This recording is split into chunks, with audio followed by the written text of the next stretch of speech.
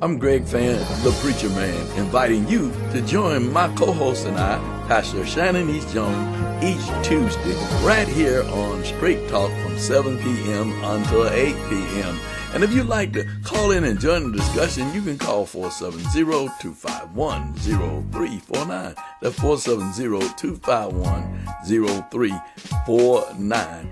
And if you'd like to be a guest on the program, we'd love to have you. You can email us at straighttalk1362@gmail.com. That's straighttalk1362@gmail.com. It's Straight Talk with yours truly, Greg Fann, the Preacher Man, and Pastor Shanan E.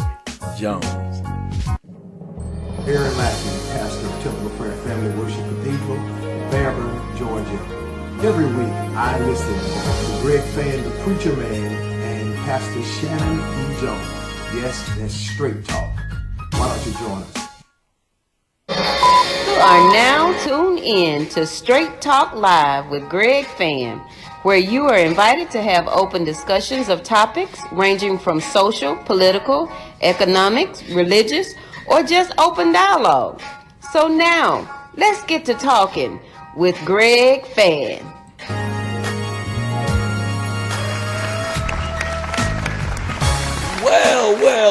Well, thank you so much. Here I am, Greg Fann, the Preacher Man. Hey, listen, we got an exciting program for you today.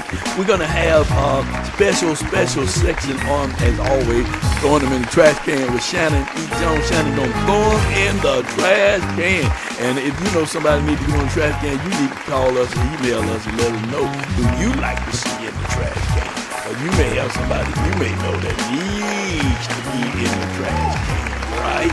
And then, listen, and we're going to have Chris Brown. Chris Brown is going to be talking to us. Chris Brown with Save Atlanta. He's an Atlanta native, a young man working on bridging the gap between the young and the old and the future bridge builders. So you don't want to miss Chris section. And then we're going to be talking about brother Roderick Walker, who was beaten by a sheriff deputy in Clayton County right here in the metro Atlanta area. It's happening right here. It's happening right here and now in our own hometown in the metro area. And, you know, I'm going to bring on my co-host, Shanan. He's right here somewhere. Shanan, where you at, Shanan? Shanan, where are you? Shanan. Oh, Lord, there he is, ladies and gentlemen, reading the paper. What they say, county by county? Many things are county by county. Shanan. Okay. You're on the Bishop. air because you care, okay? Oh my goodness, I didn't know. I heard all that clapping. I thought they was clapping for the Falcons, doing what Matt Ryan leads them to do every week. Hold for just 1 second before you go any further about them down Falcons. I want you to just chill just for a second about them down Falcons. Them down Falcons need to be in the trash can. And they may need to stay in the trash can. Now, I know I'm making some of y'all Falcons fans upset. I know you are. But you got to remember. Why you think the Falcons need to go? To what? Why you think the Falcons need to go in the trash? You don't know? You get all the way to the Super Bowl and win in the Super Bowl and lose, and then every time you get close, you lose. I mean, I don't know what to say. Everybody loves a winner, but when you lose, Shanan, you lose alone.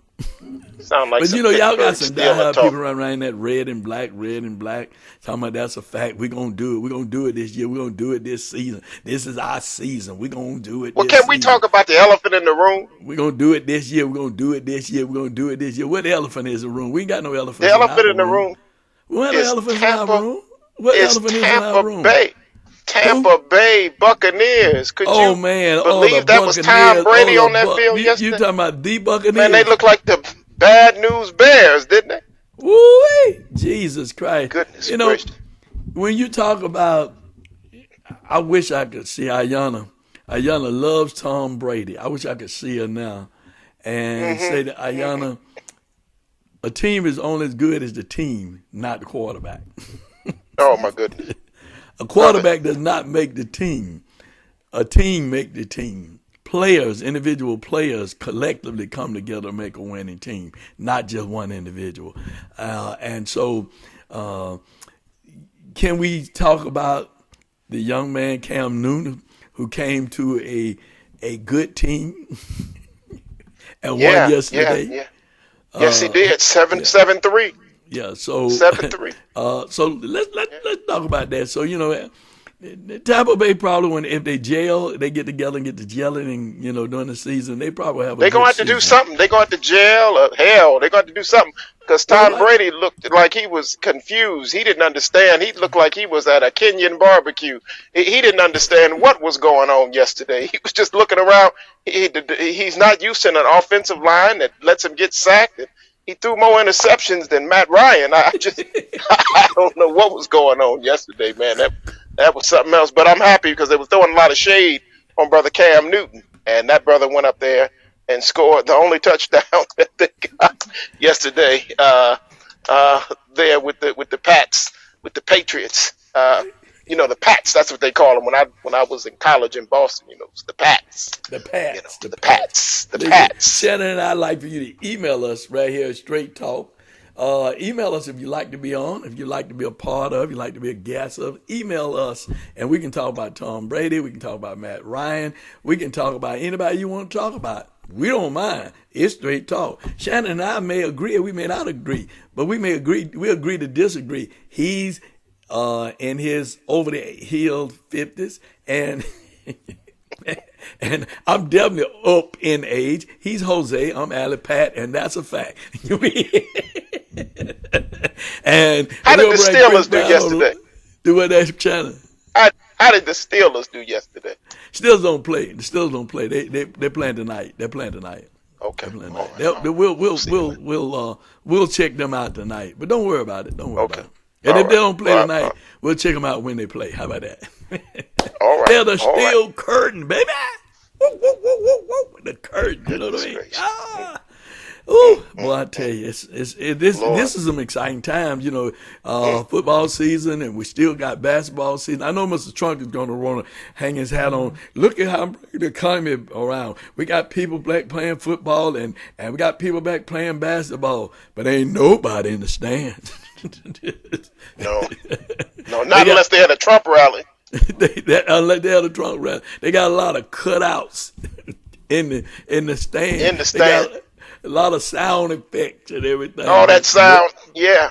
But how you? But the thing is, I don't think the players can feel it because it's the vibration that they're used to, not just the sound, but the vibration. And I don't know if that audio equipment is gonna give them that. Well, I agree with you on that because it's like you playing a scrimmage game.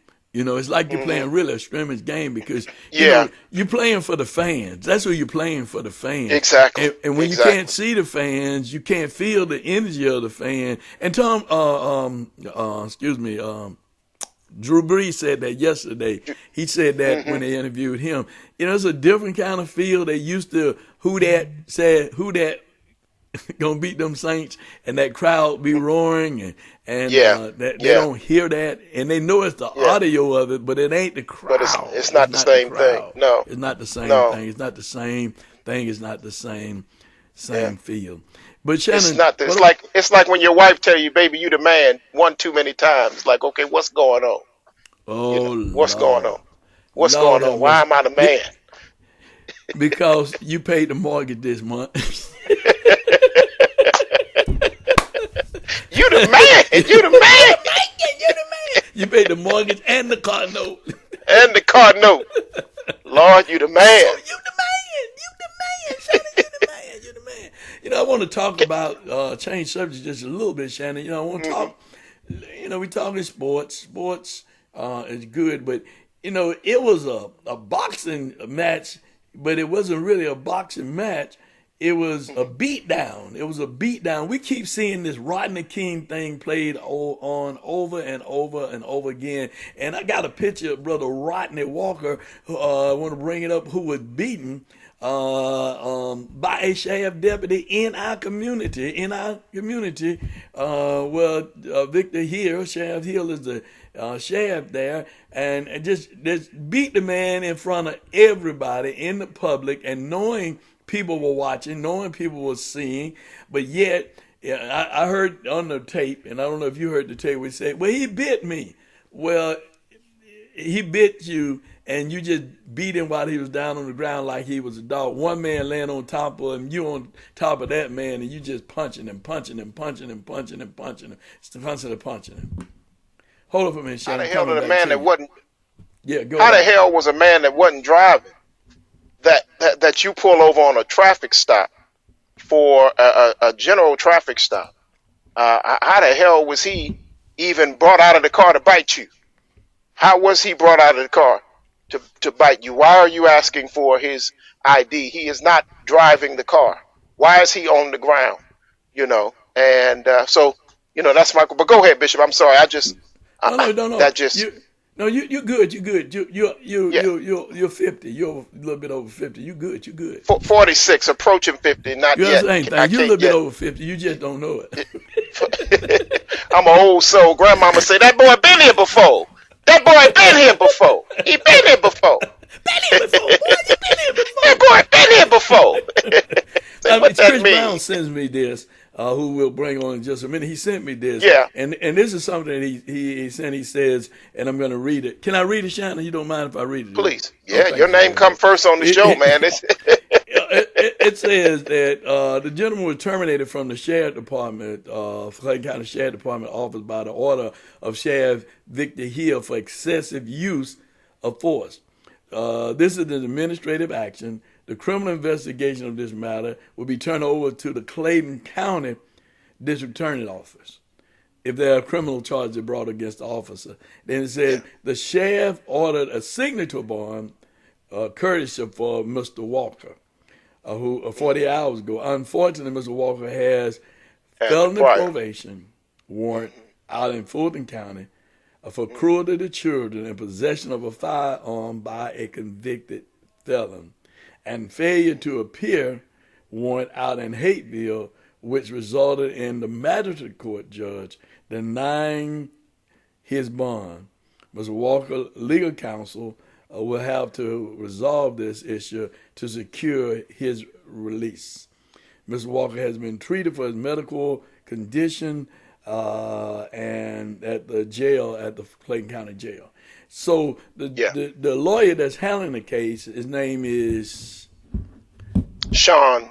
Okay. Oh, and goodness. so I saw him on the news, and others saw him on the news and talked about, this was a tragedy and what have you. But if Williams. If the gentleman has an outstanding warrant on him, it's my understanding that he can be detained because he has a warrant for his arrest.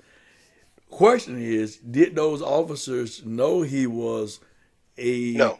a felon? Did they know he had a warrant? Did they know these things? That's the question. Prior to them dragging him out the car. Yeah. This is what they knew. They knew that he was a black man. And we're living in an age right now where this president is emboldening white racism. I was watching, Bishop, today, a speech given by Vice President Biden on climate control and just what's happening in the country. And he said there are four things that we're dealing with. Of course, the pandemic, economic crisis, the climate issue, and then the issue of white supremacy that's stoking its head up again, because it ain't gone anywhere. It is as American as USA. But the thing is that it's this president is emboldening this type of racism. Now, these deputies did this knowing they worked for Sheriff Victor Hill. Sheriff Victor Hill is about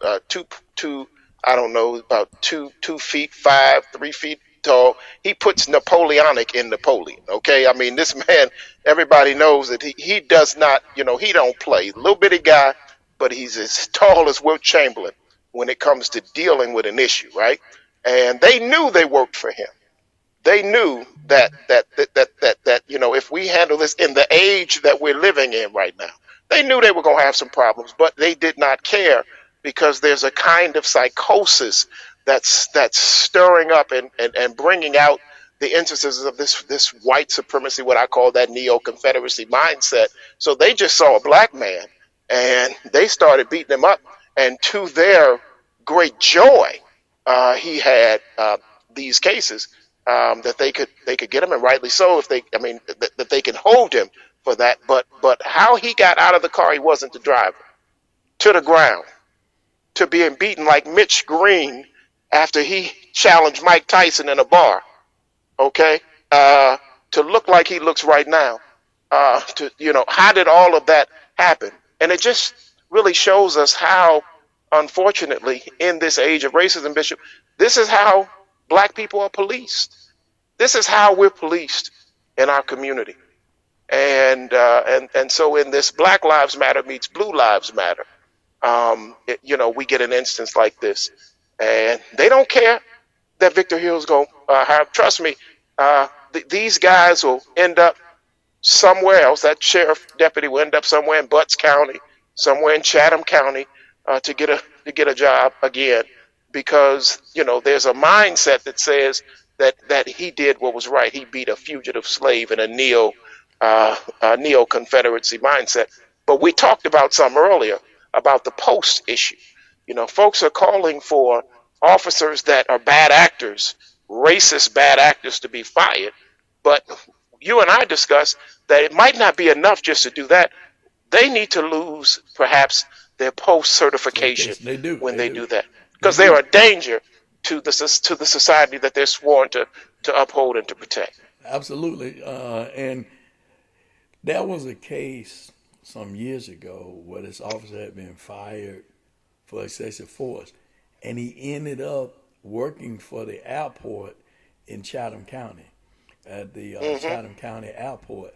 And later it was revealed, after he got an incident, that he had been fired from other departments in terms of excessive force.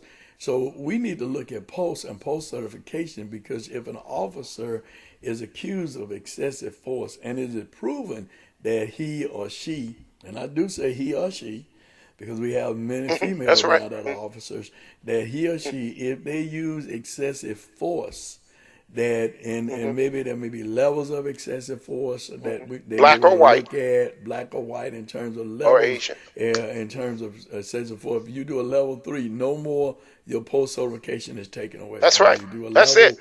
2 or whatever. There needs to be some structure there in terms of what an officer can leave one jurisdiction and go to. We've seen instances where people became chiefs of police departments, a small police department, that were fired from the department that had excessive force in their background, and they were hired to be police chiefs of a department. So there needs to be some re-looking at post and post certification, and when do you take a post certification from someone who has been accused of excessive force.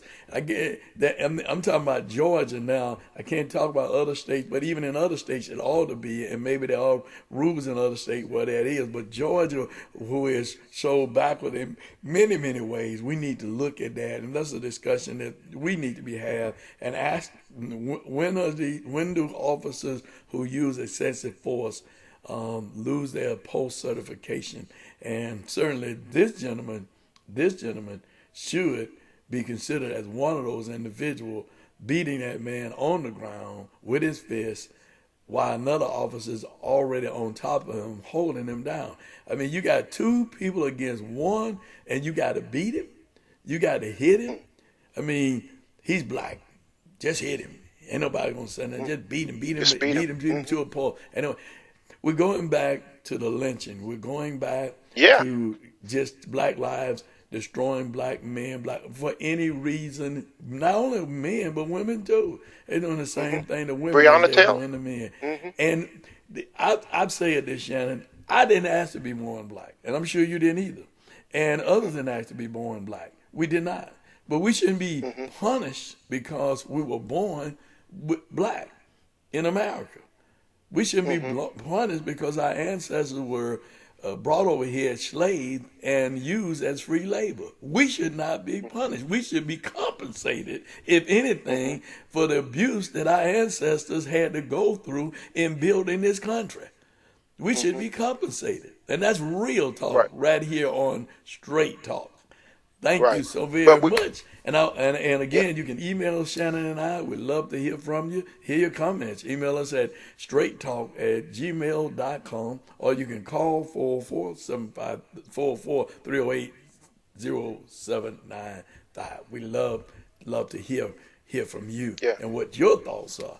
Now, Shannon, let's bring Brother Chris Brother Chris Brown, who's been around town for a long time. He's 37 Hmm. years old. He's a little younger than you, but Hmm. he's definitely a community activist, and he believes in activism and bringing our community together. Brother Chris Brown, man on the street with yours truly, Greg Fann, the preacher man.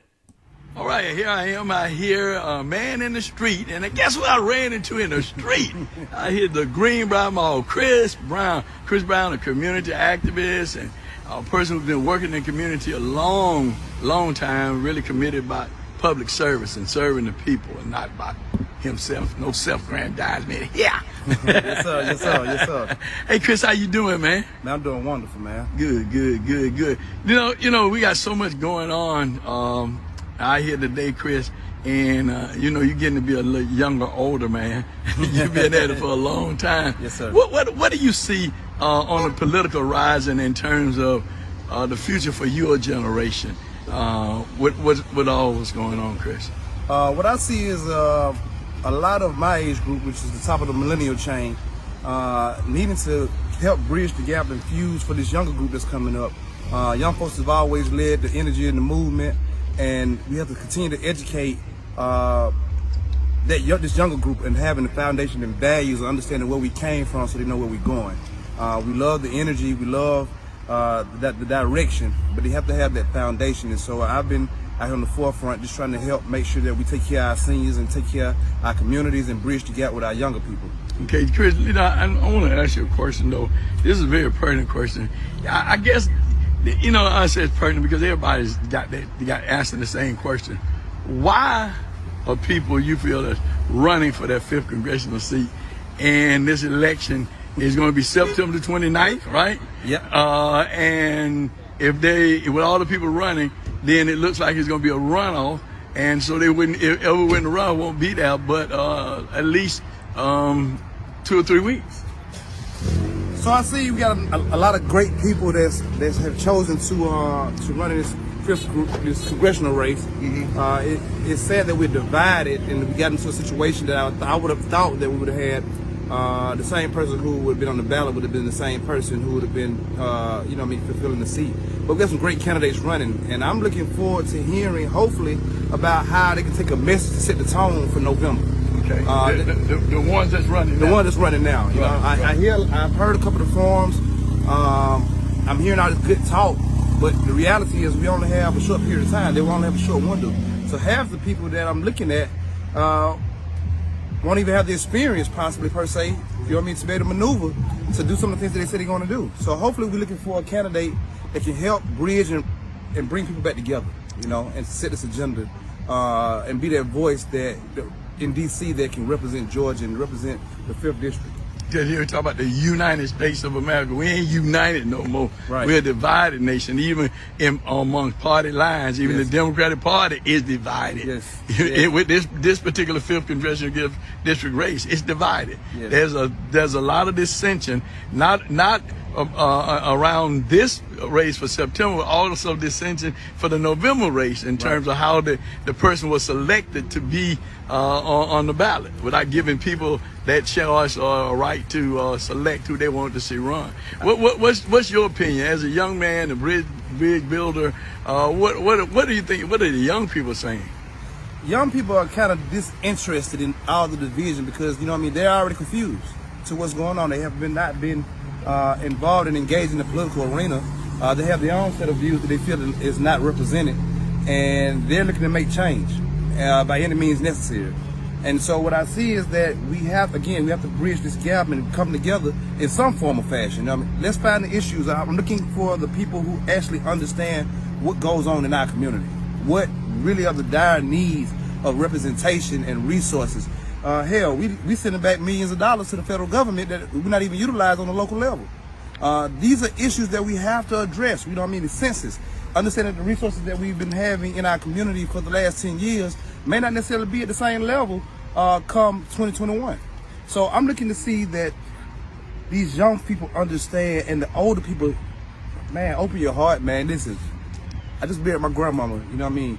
And the wealth of knowledge and experience that came with our elders, we need to express and embrace what's going on now, because there's a new norm out here that's not normal, the different frequency and vibration. It's more like good versus evil type situation. So I'm looking for these great leaders that are stepping forward, not just influencers or people who have been in the sector of notoriety, but somebody who's actually going to actually give some representation that's going to actually beat the ground and echo the voice and sentiments of what's going on in the community. Well, you know, one thing the people, and I say this because most of the people that have been elected, and I'm talking about black folks that have been elected, that went in to say that they were going to be standing up for us, they're going to be championing this call for us, but yet when they got there, they started talking about what they can't do because they got starstruck and power hungry. Yeah. And we got to start looking at people, as you said, who's actually really doing the heavy lifting for the community and not afraid to speak out for the greater good of the community. It's people like Vincent Ford was when he was there. And we need more Vincent Fords in this time on the political policy making scene, but they're going to need more people like you, Chris, that's out in the community, that's helping educating and helping the young people to understand what the fight is really all about. And I thank you, my brother. It's always good running into you, Chris. Always. The man in the street. Chris, you got anything else you want to say? Man, I want to say, man, shout out to Greg Fann, man. He's been a great mentor, a great staple in the community. You know, I've been knowing him back since the union days. He definitely been in the forefront. He definitely embraced young people.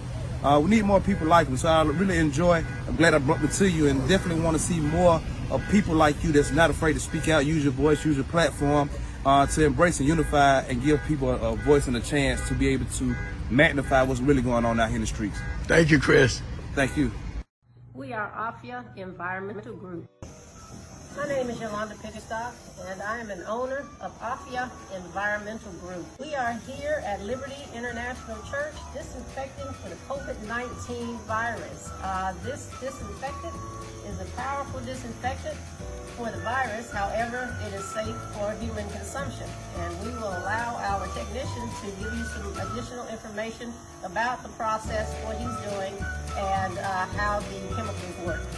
Chlorine vital oxide, which is a chemical that is used to kill mold, mildew, viruses, fungi. Actually, it's one of the best non-invasive chemicals on the market. As you see, we are here disinfecting this building without having to be on a full mop gear. What that means to you, that it is friendly when it comes into human contact, but at the same time, it has the ability and effectiveness to kill germs. We are AFIA Environmental Group. In addition to providing disinfectant services, we also carry hospital-grade medical masks and the KN95 mask. If you are interested in our services, please contact us at 404-973-0502. Hi, and I'm on Straight Talk with Greg Fann, the Preacher Man, one of the greatest pastors in the communities that really care about our communities. We need more pastors like you who are on the ground working, and I appreciate your community spirit.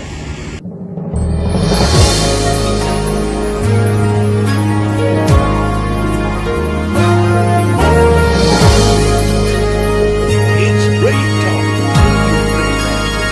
and my co-host Shanan Jones. And Shanan is coming now, putting them in the trash can.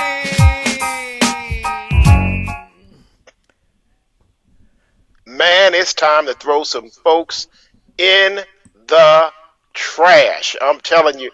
First and foremost, we already talked about this Clayton County deputy that brought this brother out, put him on the ground, beat him, fought him, held him down, two of them. Back in my day, we called that bullying. They would break you up, say, no, you can't do that, you can't double team a guy, you let one guy go. But now it seems like it takes the whole police force. in many cases. And I'm talking about the bad actors, not the good actors, because we got a whole lot of good community police officers out there. So don't think that Pastor Jones is talking about police. I'm talking about bad police. I'll talk about bad preachers and bad pastors. I'll talk about bad politicians. And right now we're talking about this bad deputy. These two bad deputies, but one of them got fired, and they need to lose their post certification. In an age that we're living in, like this, I mean, in the midst of what's happening in this country right now, they think it's okay to work in Clayton County, which is a large percentage African American, working for an African American sheriff. You're his deputy, and you got his brother on the ground beating him, not his brother, his soul brother, not blood brother. But you got him on the ground and you beating him like that. Let me tell you something. It's time out for this kind of neo-Confederacy, racist mindset that's going on. So it is our absolute duty to pick the undisclosed named deputy up and throw his behind in the trash. Now, there you go. I'm in the throwing trash can. Ha, ha, in the trash can. That's right. That's right. You're going in the trash can. Ha ha ha. Whew. Whew. Man, I tell you, it's important not to put them in the trash, but that thing, it just really funky, funky what they do to get in there. And then just the funk that's in the trash, with all the funk that they doing, it's just terrible, and it's spreading through all around society. With this trash smell, it's a gas that just spreading all over the place. It then spread all the way to Richard Barron. That's right, director of the Fulton County Board of Elections. We told you we were going to give you some time, get it together. And now here we are, and the early election began on September the 8th, and we have our seniors that are showing up at the ballot box to be told that they've already voted. And they have not voted yet, but they're being told. So we got the same shenanigan. And Richard always said, well, we had some challenges. Well, we're trying to fix it, and we're trying to do this. Let me tell you something. You stinking. You are spreading trash. You are directing some trash, and we know what to do. Straight talk, we know what to do with the trash. Some folk let the trash stay there, get flies all over the place, and act like it ain't going on. Let the gnats all over the place, act like ain't nothing going on. At Straight Talk, we say this, why all these flies? What is that smell? That's some trash. We're going to pick your butt up, and we're going to throw you, Richard Barron, in the trash can, Richard Barron, in the trash can. Get down there. Wait a minute. That old deputy trying to get up. No, you get down there. You stay down there in the trash. You just got down. I know it's stinking, but you wasn't saying that when you was beating that brother. That's all right. Oh my goodness. Let's see here. Oh my goodness. Messed up my set here. All right. Now, we got another one. Throw in the trash can. Well, this one, let me tell you. This one has been in the trash. But what's that? Oh, somebody's saying something. Okay. Somebody said, one of the garbage men said that we should give a free get out the trash card to Victor Hill for firing the deputy. So if Victor should do something, the suggestion is that he should get a free get out the jail card. So we would say, well, he did this, but he did stand up on this issue. Well, we'll have to see about that. We'll talk, me and Bishop Fann, we'll discuss that, trash man. But you just keep that one from getting out. That one trying to get out there. That President Donald Trump still trying to get out the trash, talking about his stinking. The trash is stinking, Donald. You the trash. Your policies are the trash. Your views are the trash. Your administration is a. Oh, let me look at your. I'm just trying to keep him from getting out. Donald Trump, did you see the interviews of this new book that's coming out called Rage? Rage? Donald Trump, in a taped interview, said that he knew about what was going on with this COVID-19. He said it's worse than the flu, 10 times worse, I think he said. I'm paraphrasing. It's worse than the flu. And it's air. It's in the air. It's all in the air. Now, this was in February. February the 7th. February the 7th. Yeah, it's all in the air. It's in the air. And I'm playing it down. I'm playing it down because I don't want to create, panic. So he plays it down.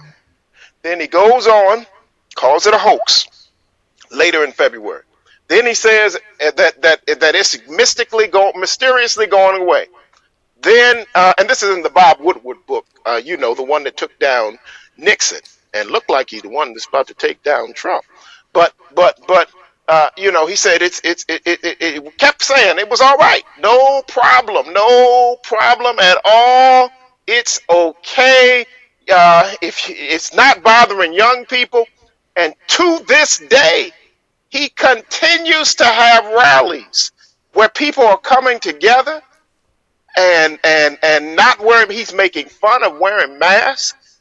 We're going to tell you about the great Straight Talk mask that's going to be available to those of you that journey with us. But can you believe that this man admitted to this? And now over 200,000 people are dead, possibly. They're saying in January it could be double that number, 400,000 people dead. And this man last night was making fun of wearing a mask. Last night he held an indoor rally against the policies of the state of Nevada. Let me tell you something. Donald John Trump, we're going to take you out the trash and put you back in the trash. Just when you think you can get out, we putting you back in because you just keep on spreading the trash. Donald John Trump. You're going in the trash can. In the trash. In the trash, man. In the trash. No, I don't want to hear it. No, Donald, I don't want to hear it. No. Woo. We got to close. Woo. Can we get that trash out of here? It's terrible. It's terrible. Whew. If you know somebody else that needs to be in the trash, I want you to email us at straighttalk@gmail.com, or you can call us at 404-308-0795. It's Straight Talk. And if they ain't talking right, we putting them straight in the trash. Straight in the trash. Hey, Shanan, you forgot one person you didn't put in the trash. Who didn't I put in the trash? The governor of the state of Georgia. Oh, my goodness. Yeah. Do tell, Bishop. I know next week you'll have him in the trash can. I know you will. You're not talking about the meeting that he had with Killer Mike and that, because that was not good. But Killer Mike has the Albert E. Love get out of trash card. He got that. It's gold. It's in his hand. He got that. So we're going to give him the benefit of the doubt, but that little farce that the governor tried to play. So, yeah, next week, perhaps we will be getting him in the trash unless he put some Lysol in himself or something. I don't know, whatever it is that they be doing over there that the president said they're supposed to do.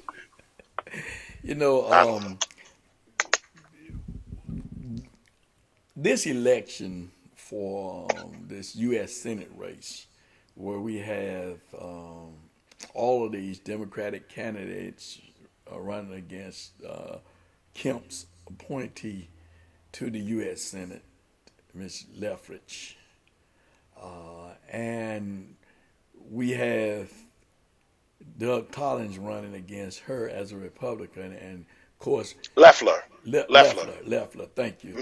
Yeah. Leffler, Yes, right sir. love, whatever, wrong love, whatever love. But anyway, you know. Right, love. You know what I'm talking about.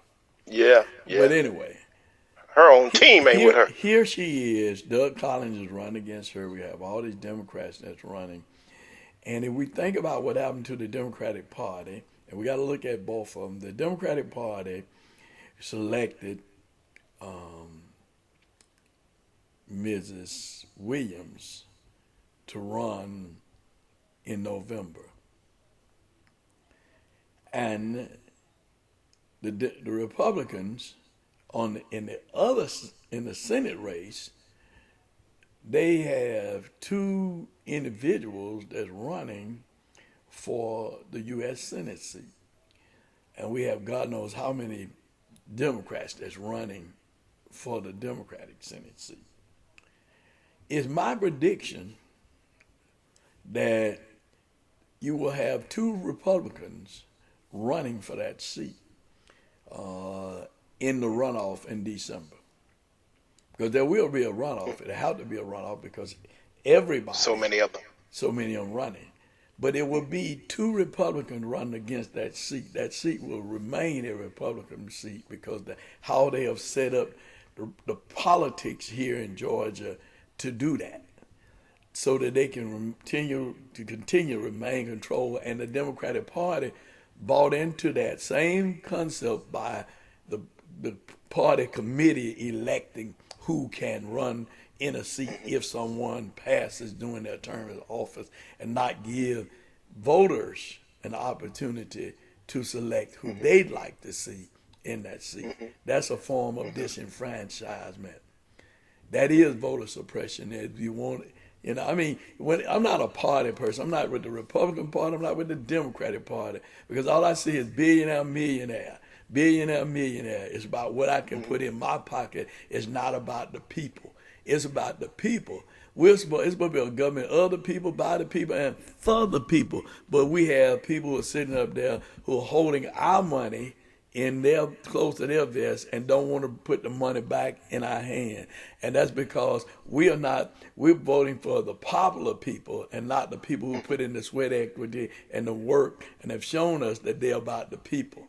And I continue to say this. When we did not vote for Vincent Ford because people didn't like him because of his activism, but he always championed cause for the least, the less, the lost for the people. Are we in it for the people, or are we in it for big businesses, or are we in it for special interests, and the people are left out?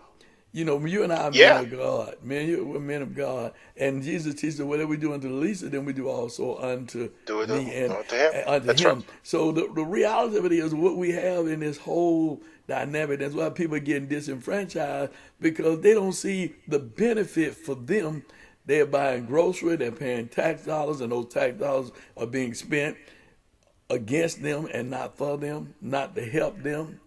I mean, let's just call a spade in terms of real straight talk. Well, let me ask you this. We've got to get back to a place where people understand it's not about party politics. Right. It's not about party politics. It's about who is going to serve our interests and not give us lip service. It's not about who's black or who's white or who's gay or who's straight. Who is going to fight for the interests of the least, the less, the lost, and stop dealing with that for the wealthy. You know, the question came that was made by the man who wanted to receive eternal life. The rich man came to Jesus and asked him that question: what must I do to get eternal life? Jesus said, well, keep the commandments. He said, well, I did all of that. I ain't murdered, I ain't stole, I ain't did this. He lied because he was stealing. He was murdering people with his tongue. I mean, he was telling lies, false witness. He was doing all of that he said he had kept. And then all Jesus these said, I've kept from my youth. All of that. Then he said, well, what do I lack? He said, you lack one thing. Take what you have, sell it, and give it to the poor. He walked away sadly because he could not see himself helping nobody but himself. And when we get to that point about helping only ourselves and not others, I see you, Shanan. I see you. And that's what's going on with these party people. That's what's going on, because we're looking at the party. We're not looking at the people. We're not looking at the people who are helping the people.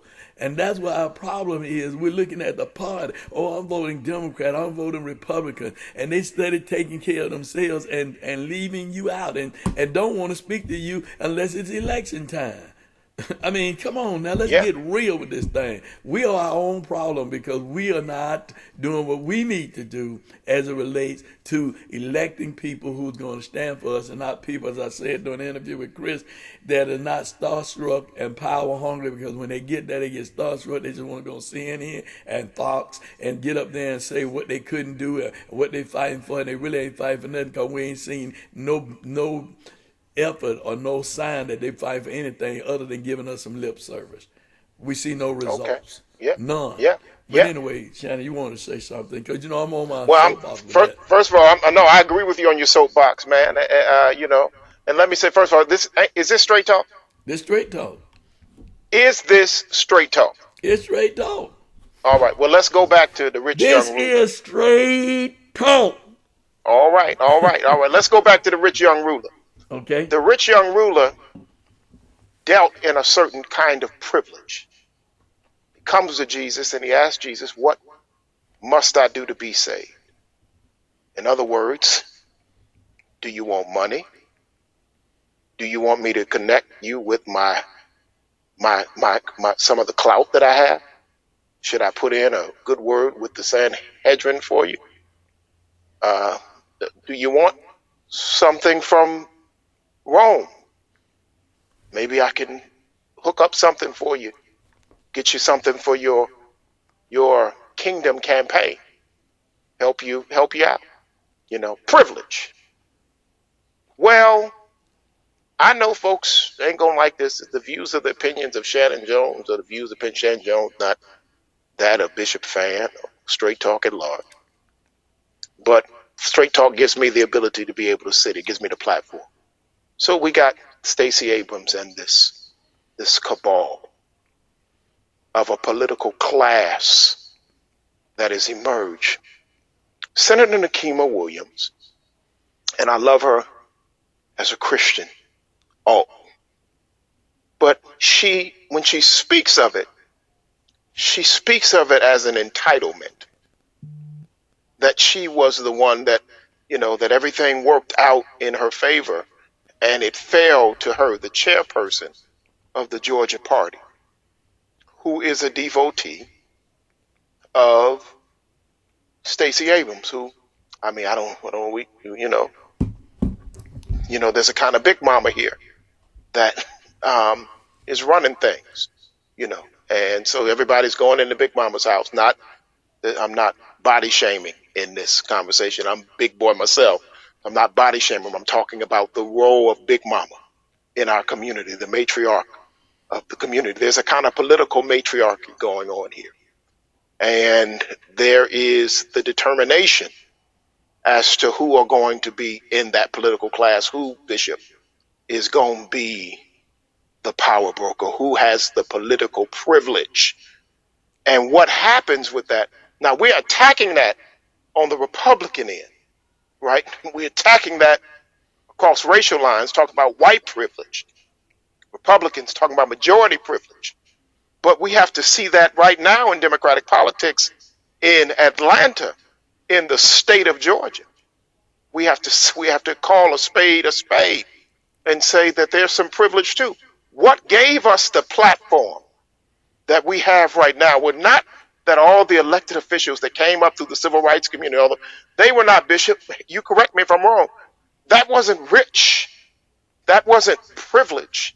Now, there was some privilege and some rich brothers and sisters that supported the movement, but what emerged out of that were authentic political activists, political actors, social actors that wanted to bring about societal and social change and wanted to uplift. And so they went to work in the unions. They went to work teaching and in the educational field. They went to work in local government. They went to work to elect folks. But right now, there's this side conversation of the rich, young political class people that are pulling power away from the workers, the worker bees, the ones that really would get in there and know what the true struggle is that people are going through on a day-to-day basis. And they're going to have their side conversation. What must I do to get elected? What must I do? And That's a conversation that's happening in a small group of people. It's called an oligarchy of people, small little group. You got all these others out here who really want change and desire change, but they can't get into the group. And there's a saying about Atlanta, not the one that says, what is a state like Georgia doing in a city like Atlanta, but the one that says Atlanta's filled with cliques. And if you ain't in the right clique, you just can't get the power. Well, I think the question, and both you and I are from Atlanta. I'm older than you, and a Grady baby, and have gone through. Got to say much older than me when you Right. say Well, okay. Well, much much older older. than you. I'm much older than you because I could be your father. I couldn't be your grandfather, but I certainly could be your father. No, you couldn't be my granddaddy. You'd have to be something if you was out there. Well, You was out there real young. I probably could have been your granddad if I had started earlier. You'd have been out there real young, but I don't know if your soldiers would have. Them soldiers wouldn't have marched at that age.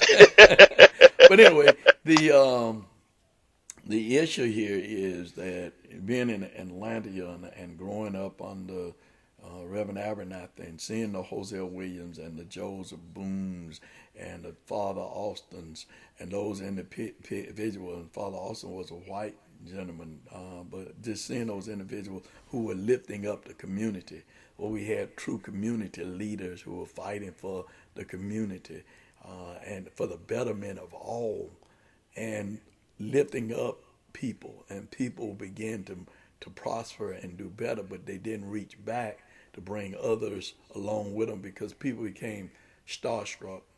The younger people who utilized the name, I grew up under King, I know this, and people taking pictures with this person and that person, being celebrities and all of that. But what was the body of work? What have they done? What have they really done to bring about changes to lift the community?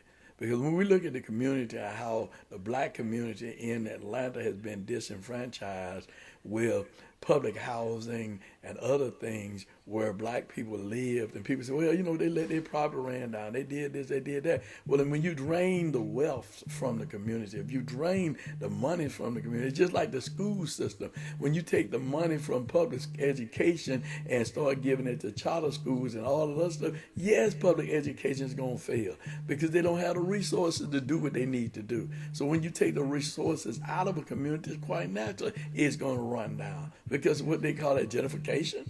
They let it gentrify so they can run it down so they can come back and buy it for little or nothing. Look at Techwood Home and what Techwood Home has become. Look at, the various Carver Home, what it has become. I mean, we can look at all the West End. Grady Home, what it has become. I mean, you can't even move back over there. I mean, really. I mean, it's just, it's really sad that people, because of the politics, that people have put money in their pockets and they forgot about the least of them, and they've only taken care of themselves and not the community at large. So the community suffer. So that's why I'm saying to people is when people come to you talking about they want you to vote for them, they want you to put them in office, put them in power, don't ask them what they can do for you. Ask them what have they already done for you. Ask them that. Don't let them come to you telling you what they can do for you. Ask them what they already done for you. What have you already done? If they ain't done nothing, how could they gonna do something when they get there? But make excuses about what they can't do because they won't let them do anything. I remember growing up, the late J.P. Stoner, who was a Stone racist. This is what Stoner said. He said, you don't have to worry about the Negroes. And he used that word, the Negroes. He said, because the Negroes will destroy themselves. Because he knew that we were greedy and we were selfish and we were going to destroy each other. And that's exactly what's happening in our community. We put people in office or in position that have set aside to destroy their own kind. And that's where we are. But you don't know, when you erode your base, soon you're going to fall. Wise man built his house upon the rock, and the foolish man built his house upon the sand. So once you erode your base, when the wind comes, guess what? You ain't got nowhere to run to. Because if you think you can run over yonder, you're going to find out they ain't going to want you. So they're going to want to send you back to the field. They want to send you back to the field. This is straight talk. So Straight I talk. want you to actually really think about it when you get ready to vote.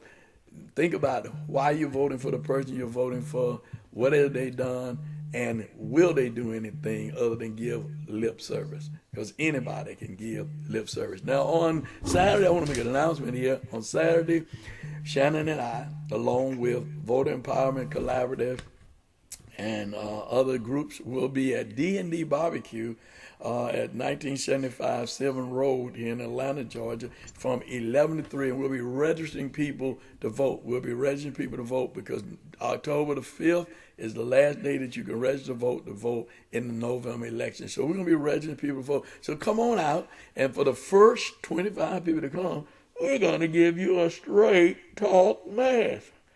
It's straight talk. Now you can have your own mask. Whoop. You know, I'm trying to put it on and keep it off because it's kind of hard to talk while you got the mask on. But this will be your straight talk mask. The first 25 people that come and say, I saw straight talk and I want to get me a mask. You'll get your straight talk mask this Saturday from 11 to 3. We'll be at, until they're all gone, at 1975 Seven Road in Atlanta, Georgia, at D&D Barbecue. It's right there in the Falk. If you're familiar with Seven Road, headed back toward I-66, or if you're leaving I-66, it's still in the Falk. It's on the left-hand side. If you're going I-66, it's on the right-hand side. Everybody know what D&D is. Best barbecue in town. And listen, this Friday, we're going to be at Liberty International Church, 1362 Metropolitan Parkway in the lovely city of Atlanta, Georgia, where yours truly, I am the pastor there. We'll be COVID testing again. Corey is going to be COVID testing at the church there, and along with the Atlanta North Georgia Labor Council, Shady Grove Baptist Church, the Gathering Church, where Pastor Jones is the pastor, and Liberty International will be testing from 9 to 3. Now, if you want to get tested, listen, you don't have to pre-register, but I'm going to give you the number in case you want to pre-register. You can call area code 678, that's 678-802-9624. That's 678-02-9624. Now you can pre-register, and that's at 1362 Metropolitan Parkway. If you haven't been tested or you want to be retested, it's absolutely free, and the results are back between 1 to 3 days. 1 to 3 days. So, hey, you might want to do that and pass it on, okay? And if you miss it, just call 404-308-0795 and someone give you the information about the test, okay? All right, so with that being said, you know, Shannon and I love you. We love to have conversation and talk with you. And so, Shannon, you see this lovely mask? We're going to be giving this lovely mask. See it, man. I like that. I like that. Yeah. I like that. I need. And I need one of them myself. Do it now. I didn't hear you. I need one of them. I'm gonna show up myself to get one. I'm gonna be one of the first 20. Bless you. Just leave your boxing glove at home. And we'll be live taping too also. We'll be live taping for Straight Talk. We'll be live taping for Straight Talk Saturday from 11 to 3 right there this Saturday from 11 to 3 at D&D Barbecue. That's, again, 1975 Sylvan Road, D&D Barbecue, 30310 Atlanta, Georgia. He had to go get them gloves. Y'all know he had to This for J.B. Stoner. This for J.B. Stoner, who knew that he was disenfranchising black folk. That's how he knew you didn't have to worry about him, because his people was the judge, the jury, and the executioner. This for him. Hey, listen, he said give him a bag of sugar and a watermelon, they'll be all right. Give them a few dollars. Let them move behind a gated community. Give them a few dollars. Let them have a swimming pool. Let them eat a few shrimp with you. Drink some good liquor with you. You know they'll be all right. Talk, Bishop. They'll sell their soul. They'll sell their soul. Talk. They'll sell their mama. They'll sell them. Don't worry about it. Just give them a little. What must I do to get elected? Oh my God. What must I do to be rich? Sell what you have and give to the poor. That's what it is. Fight for the poor. You know what some of us say, well, the poor going to be with you always, but you're going to be with the poor after a while, because they're going to throw you back out here to the poor. But you know, when they say that, it ticked me off, because he didn't say don't do nothing about it. He sure did. He fed the poor. He fought for the poor. He healed the poor. Goodness gracious. All right, Bishop. I got my soapbox coming. Tell them about the press listen, on on Friday. this coming Friday. So we had a forum at Concerned Black Clergy on Monday afternoon, and on Monday afternoon we um, discussed the importance of what's going on with this election, and it was determined that there are irregularities in this district five race. There's some irregularities at the polls. Folks are being told that they already voted. You know, that old stuff we already put. We already put Richard in the trash. So we have asked, and so far all of the candidates, and one candidate is just awaiting final approval, and that approval has been given. So I would believe that all of the six of the candidates, because the Libertarian candidate did not show up today, but the six other candidates all agreed to suspend their campaign for 1 hour to come together for a press conference of unity to discuss the importance of us standing together with Concerned Black Clergy, with the South Fulton Ministerial Alliance, coming together to say we are not going to stand back and let Georgia disenfranchise Georgia voters in this election, or especially the November 3rd general election. So we're standing together. So all of the candidates in the fifth, in the special election for the 5th congressional race, minus the Libertarian, who I don't know if he's going to sign on or not, have agreed to suspend their campaign to come in unity and speak out against what's happening, and say that they may have different platforms, but there's one platform when it comes to equity, to justice, and to fairness, and when it comes to a fair and free election. So that's going to be this Friday at the Fulton County Board of Elections, and we're looking at a 10:30 a.m. press conference.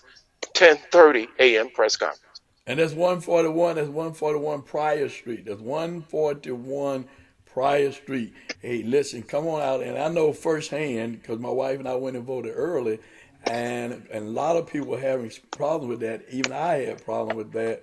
They had me down. They had my location down. They had my wife and us down as being voters in the 5th district. However, they had us as already had gotten an absentee ballot and had voted. And that's not true, because we had not voted. We applied for absentee ballots for the November election. There was no request for any absentee ballot for the special election. So they are doing that and trying to disenfranchise people. So let's do what we need to do, and let's get out here and fight for our rights and continue to fight for our rights. Don't be scared. Don't be afraid. We must stand together as one. This is the United States of America. It is the United States of America. That's right. And a people united can never, ever be defeated. Don't you ever You just said something. forget that. You just said something, Bishop. You said it's the United States, so it can't be united without you, without me. But now, if we take the U out, it's the United States, and that's that political class. That's that elitism stuff. So I'm not trying to play to serve so and so. It's united. It's me and you and all of us coming together. Not a special privileged class. You just preached that. I think I'm going to steal that and preach it on Sunday. Well, that's all right. You can borrow it. Don't steal it. Just borrow it. God gave it to me. Okay. To give to you. How about that? All right. All right. Well, we're going to get ready to get out of here. Shanan and I, we thank you so very much for being a part of Straight Talk with yours truly, Greg Fann, the Preacher Man, and Shanan Jones. And we're going to catch you right here next week. Next week, same place, same time, same station, same Shanan Jones and Greg Fann, the Preacher Man. Shanan got them boxing gloves. I had to have him put them up, y'all. I didn't want him to show them more. But join him at the gathering on Facebook this Sunday at 11, and join us, Liberty International, on Facebook at 10 a.m. And may God bless you and have a smile upon you. And this is Straight Talk. I'm Greg Fann, the Preacher Man, inviting you to join my co-host and I, Pastor Shanan East Jones, each Tuesday, right here on Straight Talk from 7 p.m. until 8 p.m. And if you'd like to call in and join the discussion, you can call 470-251-0349. That's 470-251-0349. And if you'd like to be a guest on the program, we'd love to have you. You can email us at straighttalk1362@gmail.com. That's straighttalk1362@gmail.com. It's Straight Talk with yours truly, Greg Fann, the Preacher Man, and Pastor Shanan E. Jones. Invite your Facebook and social media friends to check us out on Straight Talk with Greg Fann.